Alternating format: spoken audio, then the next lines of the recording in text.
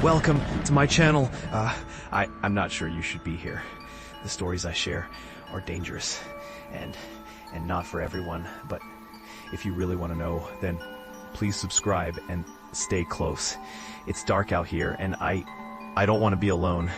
Story 1. The garage door. I grew up in a simple house where I shared a room with my brother until he went to college. Later, when I graduated, I ended up moving back in with my parents.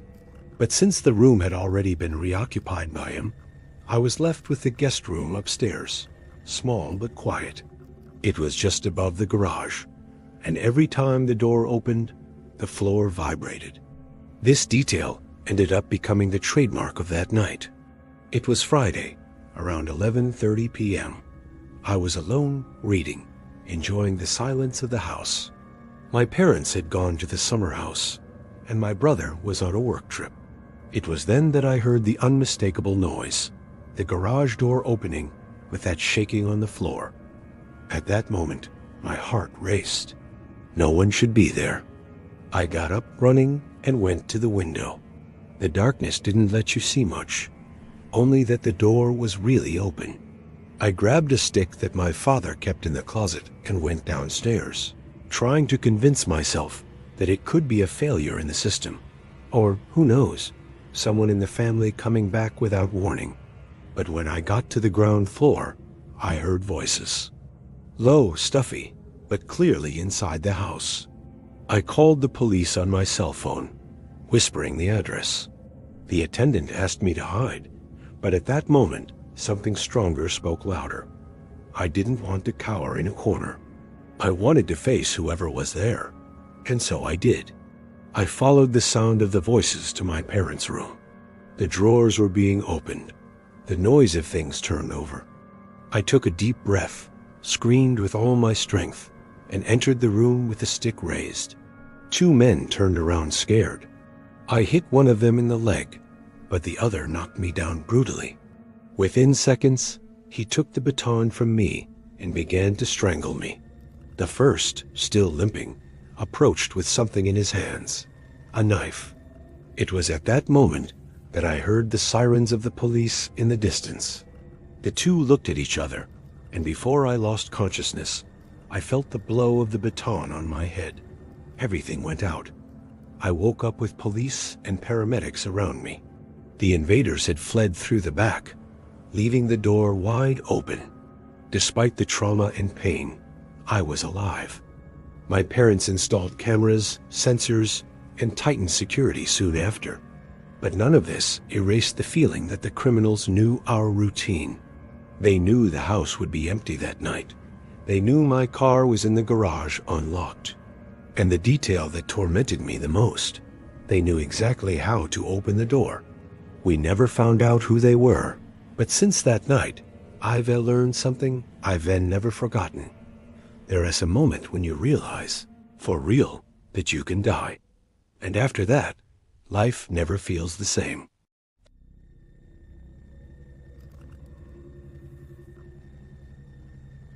I had recently returned to my hometown.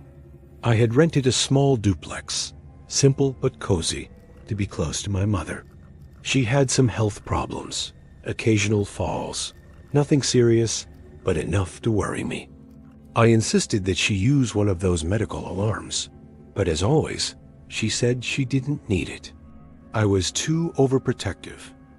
On a random weeknight, around 9 o'clock, I was on the couch, relaxing, almost falling asleep with the TV on, when the phone rang. The number was local, but unknown. I answered without thinking twice. On the other end of the line, a female voice introduced herself as a nurse from a hospital in the region. He said that my mother had fallen, hit her head, but she was conscious and asking for me.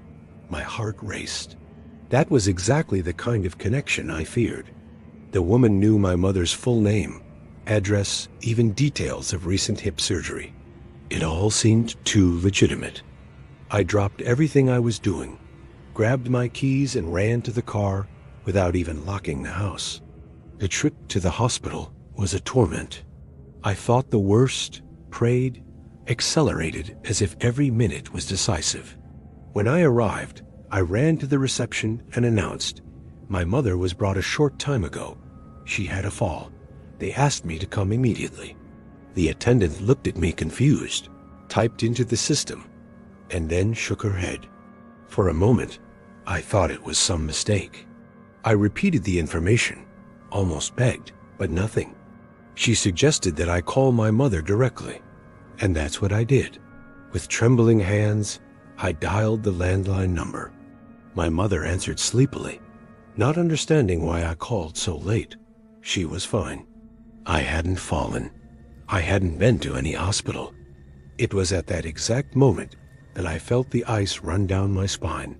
That call had not been real. It was a trap. Someone had taken me out of the house on purpose. I drove back as fast as I could. When I parked, the door was closed as I had left it. For a few seconds, I thought it had been paranoia. But when I entered, I realized my house had been ransacked. The living room was in chaos. My drawers open, my belongings scattered on the floor. My TV was gone, my laptop too. But what disturbed me the most was noticing what the thieves actually took.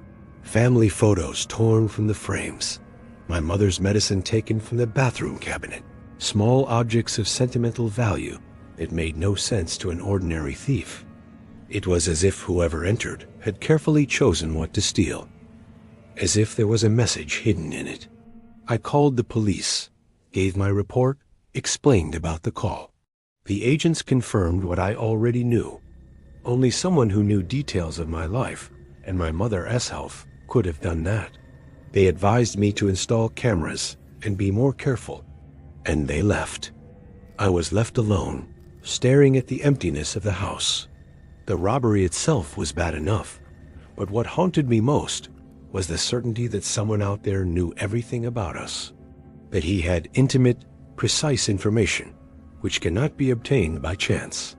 To this day, I don't know who was behind that call, but I know one thing: it wasn't just a robbery. It was personal.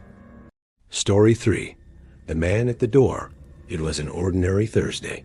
I had just gotten ready for bed when I heard heavy knocking on the front door. They were not normal hits, but dry blows, as if someone wanted to break it. The clock was almost 11 at night. I stopped in the middle of the room, confused. I looked out the side window, but the dim lighting on the balcony didn't let me see almost anything. Even so, I built up the courage. I opened the main door, keeping the screen door locked, just to check. On the other side, there was a man. He looked a few years older than me, with wrinkled clothes, disheveled hair, and a frantic look. He paced back and forth, panting, as if he had run there. As soon as he saw me, he started shouting, "This is my home. You shouldn't be here. Leave now, or I'll call the police." At first, I thought he was a madman, maybe drugged, but then he started saying things that chilled me inside. He described details of the house that no one from the outside could know. The master bedroom door that slams against the toilet, the back door that only opens if you lift it up a little, the inconspicuous crack in the kitchen baseboard. He knew the house. My body froze. I tried to argue, to say that the house was rented and that I had a contract, but he wouldn't stop. That's when he took a briefcase under his arm. Through the screen, he showed papers. A lease agreement with his name on it. It did months before I moved in. He also had letters with that address, all addressed to him. And then came the worst. He took his cell phone out of his pocket and started showing me pictures. Photos of him inside my house, on my couch, in the kitchen, even in the room where I slept every night. The images looked fresh, natural, with no sign of manipulation. In one of them, taken on the 4th of July, he appeared next to other people I had never seen before, smiling around the kitchen table with fireworks in the background. I felt my stomach plummet. It was impossible. I was home on the 4th of July. There was no party. There were no strange people. But the photos were there, uncontested. As I tried to understand, he stopped screaming and suddenly calmed down. He said he didn't want trouble, that he just wanted his house back. The cold way he spoke made me feel even more afraid. I pressed my words hard and said I would call the police to solve it. He simply gave a strange smile, said he would wait outside, and disappeared into the darkness. When the police arrived, there was no one left. I explained everything. I showed my true, registered, and signed contract.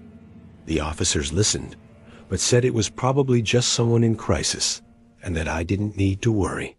They told me to talk to the landlord, check on previous tenants.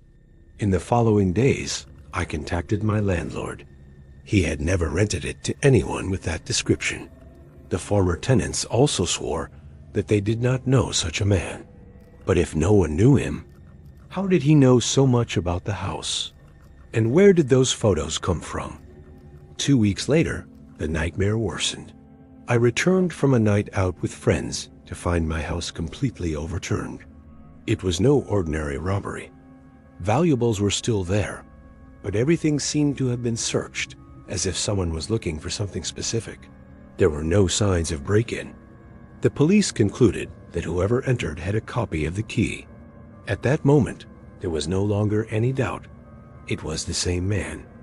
He really believed that this was his home. My landlord changed all the locks, installed cameras and sensors. Even so, I was never able to sleep peacefully again. What haunts me to this day are not the papers nor the letters. These things could be faked. What I can't forget are the photos, clear, full of details. Photos from inside my house, on days and times when I swear I was there. To this day, I can't explain it. Story 4. The abandoned house. I was 12 years old when this happened. I lived in a simple neighborhood where everyone knew each other, but it was also a place marked by the presence of gangs and strange stories. My best friend Joao lived a few houses away from mine, and we spent almost all our time together. Bicycles, video games, little adventures. That was our routine. On a summer night, we decided to explore something different. There was an abandoned house a few blocks away, famous for rumors that it was haunted. It had been empty for years, always avoided by the locals, and that only fed our curiosity. We took the bikes and went there, pedaling under the dim light of the streetlights. When we stopped in front of the house, John was the first to notice something strange. He pointed to the living room window and said, "Look over there, ... Do you see this?" I approached, pushing the bike until it almost touched the gate. And then I saw it. Between the dusty curtains was a face standing still, motionless, looking out. At first I thought it was someone watching us. But the more we looked, the more we realized that that face didn't move or blink. Our first impulse was to laugh, feigning courage. "It must be a Halloween doll," we said. Still, the feeling of being watched was suffocating. The face was there, fixed, expressionless, and for some reason I couldn't look away. Curiosity overcame fear. We pushed the bikes behind the house, hiding them in a bush, and went to the back door. To our surprise, it was unlocked. The smell of mold and rust escaped through the gap, as if no one had entered there in decades. We walked in silence through the dark corridor, illuminated only by the moonlight that came in through the windows. The air was heavy, smelling of damp wood and old dust. We went to the living room, where that head was in the window. As I got closer, I felt my stomach turn. I reached out and touched the object. At the same moment, I let out a scream. It wasn't a plastic mask. It was heavy, with a rough and cold texture. When I dropped it on the floor, a dark liquid slowly dripped. It was blood. Frozen, we looked better. It was a real human head. The pale skin, the dirty hair, the half-closed eyes. The silence of the room was broken only by the damp sound of the head rolling on the wooden floor. Before we could react, we heard crackling noises coming from upstairs, like heavy footsteps on the floorboards. First and then another, until it looked like someone was coming down the stairs. Panic took us for good. Joe pulled me by the arm, and we ran back to the back door, tripping over the broken furniture and almost falling into the dark. We took our bikes and pedaled off without looking back, with our hearts racing as if at any moment someone was going to catch up with us. The next day, the whole neighborhood commented. They discovered that the head belonged to a man who had been murdered by gang members. That house, according to rumors, had been used as a hiding place and also as a message for anyone who messed with them. To this day, we never find out if there was actually anyone upstairs that night. But those steps, that sound, they always make me think that we were not alone in that house.